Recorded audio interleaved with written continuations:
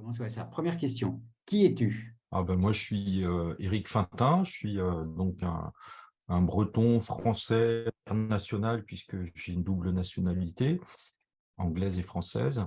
Et puis, autrement, ça fait depuis mon enfance que je m'intéresse à l'environnement aquatique et notamment aux poissons migrateurs. Et parmi les poissons migrateurs, l'anguille m'a toujours intéressé pour des raisons familiales.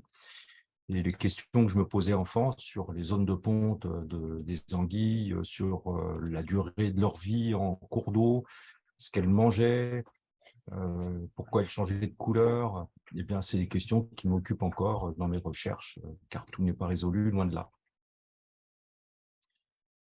Je m'intéresse à l'écologie de la conservation, c'est-à-dire on est dans un monde qui est soumis à des changements dont on entend beaucoup parler, des changements climatiques, mais aussi ce qu'on appelle le changement global, c'est-à-dire la réaffectation des habitats et des milieux naturels pour les besoins de l'homme. Et toutes ces pressions, finalement, sur les animaux aquatiques. Et ma recherche consiste à comprendre quel est le lien entre ces pressions et la biodiversité des milieux aquatiques.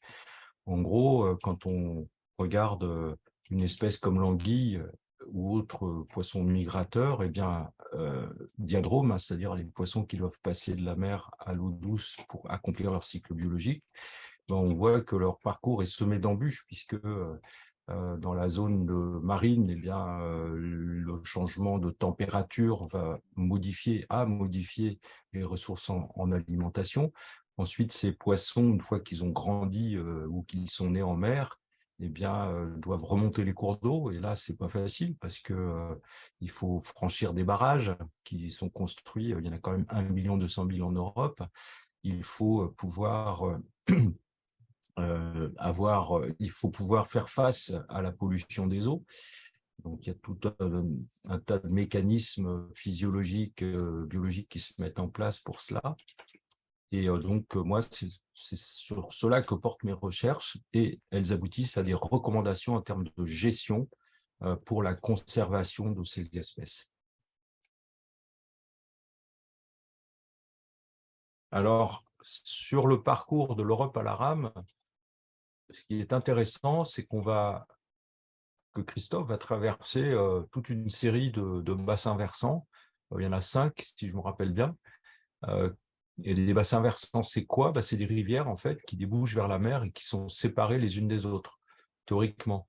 Et donc, elles sont chacun de ces bassins versants, chacune de ces rivières a une trajectoire propre et qui vont accueillir des populations de poissons différentes. Et moi, la question que je me pose, c'est quel est le lien entre les caractéristiques des bassins versants, leur taille, par exemple, leur débit, la distance à la mer, une portion de cours d'eau, l'aménagement, les barrages, la qualité de l'eau et de l'environnement associé. Donc ça, c'est tous les paramètres, on va dire, environnementaux qui vont avoir une incidence sur les poissons. Et ma question, c'est est-ce qu'il y a encore des poissons migrateurs dans les cours d'eau traversés? Est-ce que la présence des migrateurs est dépendante du niveau d'aménagement de ces différents bassins versants? Cette aventure m'a plu dès le départ parce que c'est un défi sportif, sociétal, parce qu'il faut passer au travers des pays différents, qui ont des lois différentes, etc. C'est un défi humain et tous ces défis, finalement, ont des similitudes avec ce qu'on fait en recherche. Et donc, c'est-à-dire que nous-mêmes, en recherche, on est toujours dans le défi. C'est-à-dire qu'on n'a pas de réponse à des questions et on va se démener pour apporter des réponses à ces questions. Et le sportif, il fait pareil, il se dit, je vais aller d'un point A à un point B parce que c'est difficile, voire considéré comme impossible, et moi, je vais y arriver. Et donc, il y a cette similitude. Et puis, la deuxième chose, c'est le sujet lui-même, c'est-à-dire les milieux aquatiques. Moi, j'ai toujours été passionné par les milieux aquatiques. Et les milieux aquatiques sont un peu, symbolisent finalement notre rapport à la nature et le cycle de la vie, puisque l'eau tombe du ciel, traverse les sols ou court à la surface des sols et puis va finalement se retrouver à la lumière, s'évaporer de nouveau et tomber de nouveau sous forme de gouttes d'eau. Tout ce cycle est associé à une biodiversité et ça symbolise effectivement le rapport à la vie et je trouve ça très intéressant.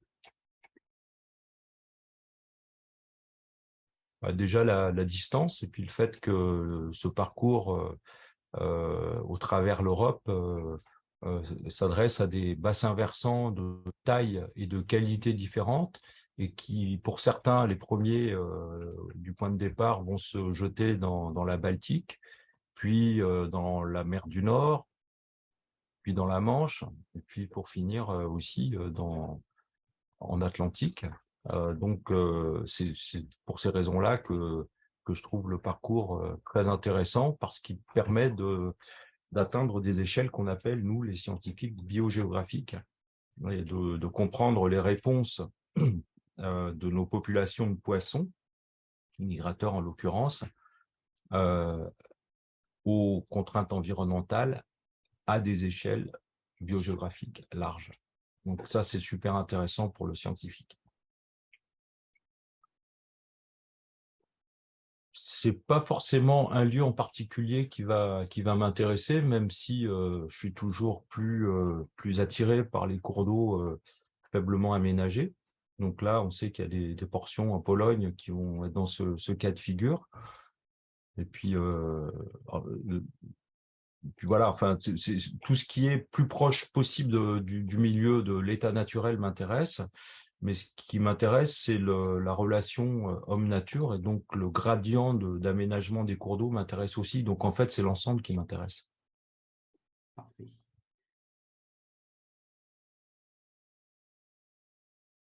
J'attends qu'ils m'étonnent avant tout, car lorsque nous échangeons avec les jeunes, ils ont l'art, et c'est merveilleux, de poser des questions auxquelles on ne s'attend pas. Et ça m'est arrivé déjà plusieurs fois au contact des plus jeunes, d'avoir des questions pour lesquelles je n'avais pas de réponse et qu'il m'a fallu ensuite dévoiler, enfin il a fallu que je travaille dessus. Je pourrais avoir toute une série d'exemples, mais peut-être que ce n'est pas le lieu. Alors, modérément, car l'agenda est super plein, mais sur le principe, ouais, bien sûr, ouais, ça m'intéresse beaucoup. Je le fais assez régulièrement, d'ailleurs, avec des écoles. J'en fais 4-5 par an en moyenne, des conférences dans des écoles, mais vraiment pour les plus jeunes. C'est ce public-là qui me touche beaucoup, c'est-à-dire les âges qui vont de 7 ans jusqu'à 10 ans à peu près. C'est des âges particulièrement intéressants parce que frais, pas encore structurés par la culture. Et donc les questions sont parfois d'une fraîcheur tout à fait essentielle.